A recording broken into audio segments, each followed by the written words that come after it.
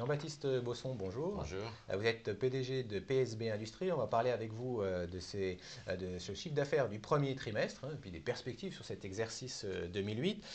Si on regarde, vous êtes, on le rappelle, spécialiste de l'emballage, cosmétique, parfumerie, l'emballage également sur mesure, et puis la chimie de spécialité.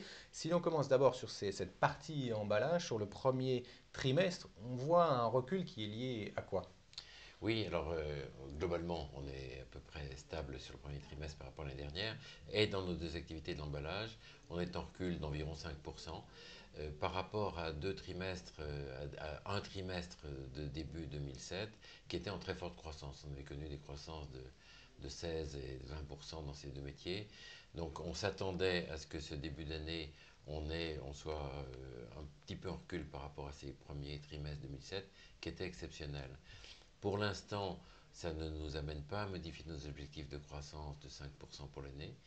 Et nous pensons que, notamment dans la cosmétique parfumerie, les nombreux lancements qu'on a en fin de premier semestre devraient nous permettre de tenir cet objectif. Donc il ne faut pas s'arrêter à ce recul du premier trimestre. C'est d'abord lié à ce qu'on appelle classiquement un effet de Un base effet de base. défavorable. En tout cas, c'est ce que nous Ouais. pensons aujourd'hui, tout à Mhm. fait. Donc c'est pas lié au marché où on avait pu voir sur certains trimestres parfois des hésitations. Et donc on se demandait est-ce qu'il y avait un ralentissement quelconque. Non, les niveaux d'activité sont élevés et se comparent à un trimestre qui avait été exceptionnellement élevé. Donc on n'attend pas, encore une fois aujourd'hui, de ralentissement sur l'ensemble de l'année. Même si il peut y avoir une petite inquiétude avec les États-Unis, avec la récession américaine, mais nos grands clients de la cosmétique parfumerie ont tous des objectifs de croissance assez significatifs cette année.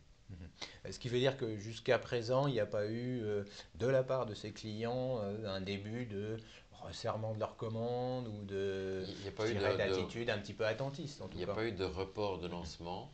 Il y a des volumes un peu moins euphoriques que, encore une fois, ce qu'on a pu connaître à certains moments de l'année dernière, mais c'est dans un contexte économique global. Mais on pense que les lancements à venir doivent redonner un dynamisme et une croissance de cette activité au premier semestre. Alors, je disais les trois activités, la troisième c'est la chimie de Ouais. spécialité, et là on se souvient que vous avez beaucoup investi sur le plan industriel pour que justement il y avait une demande derrière, bien entendu, et là on pourrait dire que sur le premier trimestre on voit cet écart important, plus 25, un peu plus de 25% de progression. Oui, même plus 30 à dollars constant, puisqu'on continue à souffrir un peu de la baisse du dollar. Oui, c'est une grande satisfaction, ça c'est une grande joie, parce que on a décidé maintenant, presque en fin 2005, donc en tout cas début 2006, de faire un investissement très important dans cette branche d'activité, puisque on y a réalisé 37 millions d'euros de chiffre d'affaires l'année dernière.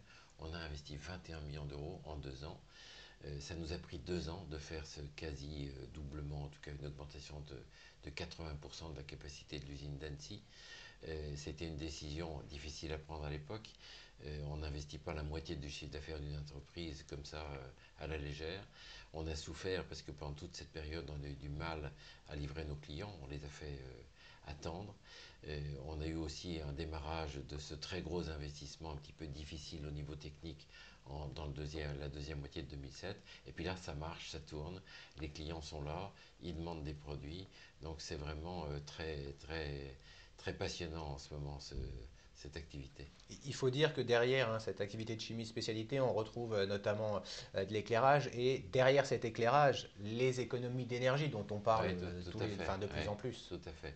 Nos matériaux qui sont dans cette profession, dans ce métier des poudres, et qui permettent de fabriquer des céramiques, qui sont des tubes qui sont au cœur d'ampoules de nouvelle génération, arrivent notamment avec des ampoules dites à vapeur métallique, les ampoules Metal Halide, qui sont des ampoules qui permettent d'économiser près de 80% d'énergie et en même temps de donner dans les magasins un éclairage beaucoup plus percutant, beaucoup plus proche de la lumière du jour. Et donc ce sont des générations d'ampoules qui s'imposeront nécessairement et on est au cœur de ces évolutions-là.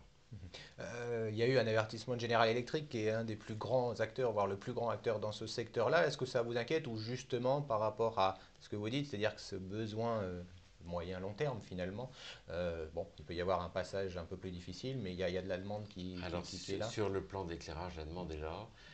Nos trois clients principaux sont les trois grands leaders mondiaux, Philips, Osram et General Electric. Philips et Osram étant les deux leaders devant General Electric, mais les trois ont une grosse part de marché mondial. Et sur les nouvelles générations de produits, la demande est très forte. Euh, Quand on regarde l'année 2008, bon, là on a avancé quelque part, vous avez fait ce premier trimestre. Est-ce que pour vous, il y a une amélioration, il y a un peu plus de visibilité ou quelque part c'est une année un petit peu particulière compte tenu de ce contexte? On parlait de General Electric aux États-Unis, on parle d'un ralentissement également en Europe. Est-ce que comment vous voyez les choses Alors non, justement? dans la chimie de spécialité, aujourd'hui, on voit une demande forte, hein, même peut-être un peu trop forte à court terme. Je pense qu'il y a certainement un phénomène de reconstitution de stock. Nous avons fait cet investissement normalement sur un plan triennal, donc il devrait suffire pour les années 2008, 2009 et 2010. On ne va pas réinvestir 20 millions d'euros tous les 2 ans. Et donc, pour l'instant, le marché est en phase avec nos plans, tout à fait. On parlait de cet effet de vis, forcément il est majeur hein, sur les derniers mois quand on voit l'effondrement du dollar ou l'appréciation de l'euro comme on veut, Mm. mais pour vous c'est bien sûr l'effet dollar.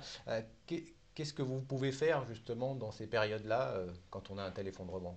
Alors, on peut bien sûr essayer de se garantir un peu sur le risque de change. C'est toujours du court terme. On peut en gros se garantir sur un an. Le pire est quand même derrière nous. On a maintenu des niveaux de rentabilité en 2007 à tout près de 10% d'opérationnel avec un dollar qui était déjà très bas. Donc il continue à baisser. Mais la croissance d'activité dans la chimie, qui est le métier où on exporte le plus, puisqu'on exporte 98% de notre chiffre d'affaires dans cette branche. Donc dans ce métier, le pire est tout de même derrière nous. La hausse des volumes doit permettre de faire plus que contrebalancer la baisse continue du dollar. Ceci dit, nous produisons aussi aux États-Unis. Dans le métier de la cosmétique parfumerie, on espère pouvoir les produire aux États-Unis. Et il est clair que l'écart de prix entre la zone euro et la zone dollar crée des opportunités aux États-Unis en même temps. Justement, après ces investissements sur la chimie de spécialité, la partie emballage cosmétique, clairement vous êtes en train de regarder un peu ce qui peut se passer, ce que vous pouvez faire en termes de croissance externe. Oui, on reste très présent et très important sur la clientèle européenne. On aimerait aussi, je voulais montrer ce très beau produit.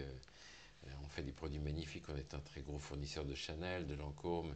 Ici, un produit pour Dior. Et on fait des millions de pièces de ce type. Il est sûr qu'on pourrait aussi se développer avec une clientèle nord-américaine. C'est le premier marché mondial. Il y a de très grands joueurs mondiaux qui sont installés aux États-Unis. Donc c'est clair que c'est un territoire sur lequel on doit pouvoir se développer.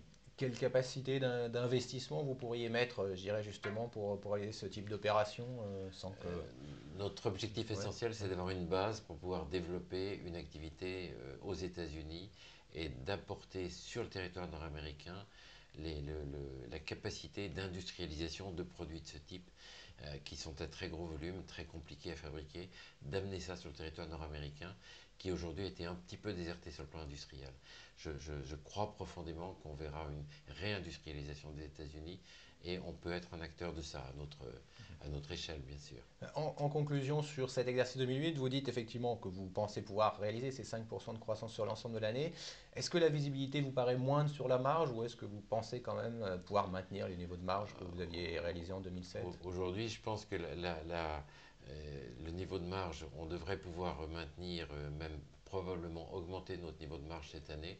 Il y a plus d'incertitudes sur les volumes que sur les marges, avec en plus, comme on a cette croissance d'activité dans la chimie, je dirais plutôt ça aujourd'hui.